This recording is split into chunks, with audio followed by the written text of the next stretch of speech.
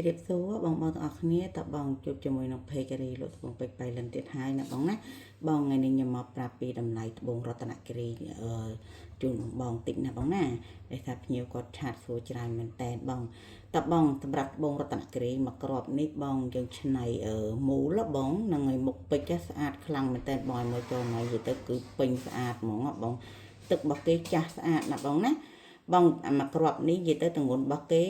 2ការ៉ាត់ខ្សែបងមុខ7លីបង2ការ៉ាត់ខ្សែមុខ7លីបងតម្លៃត្រឹមតែ$180ណាបងណាសម្រាប់មកក្របនេះណា$180បង2ការ៉ាត់ខ្សែណាបងណាចឹងបងស្រឡាញ់ថតចូលឆាតណាបងណា2ការ៉ាត់ខ្សែមុខ7លីបងស្អាតបងមើលថ្នាក់គៀនថ្នាក់បតោងគេទៅគឺត្រូវហ្មងណាបងណាតើបងគ្រប់ជ្រុងជ្រោយបងគេទៅគឺស្អាតហ្មងណាបងណា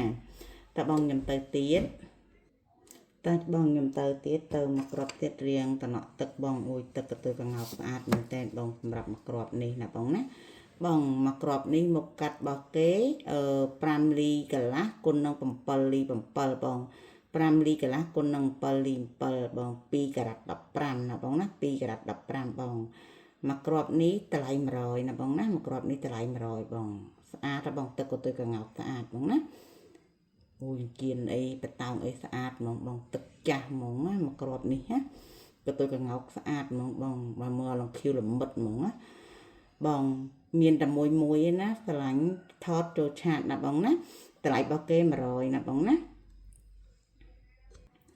តើបងអញ្ចឹងសម្រាប់បងដែលស្រឡាញ់ថតចូលឆាតណាបងណានិយាយទៅគឺមានតែមកក្របពេលបងស្រឡាញ់ថតចូលឆាតណាបងណារៀងស៊ូមអញ្ចឹងតើបងតោះចឹងខ្ញុំទៅទៀតណាបងណាតើបងខ្ញុំទៅតំណក់ទឹកមកក្របទៀតណាបងណាបងអូយមកក្របនេះក៏ស្អាតខ្លាំងដែរបងមកក្របនេះទម្ងន់របស់គេ2ការ៉ាត់ខ្សែ5បងទម្ងន់របស់គេ2ការ៉ាត់ខ្សែ5មុខកាត់របស់គេនិយាយទៅ5លី8គុណនឹង8លីកន្លះបង5លី8គុណនឹង8លីកន្លះវាស្អាតខ្លាំងមែនតើបងចរណៃដេញស្អាតហ្មងណាទឹកឡើងខៀវល្មិតហ្មងបងតើបងមកក្របនេះតម្លៃ120ណាបងណាតម្លៃ120អញ្ចឹងបងណាស្រឡាញ់ថតចូលឆាតណាបងណា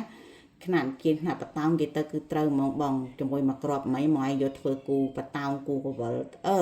គូបតោងគូគៀនបងណាស្រឡាញ់ម៉ៃថតចូលឆាត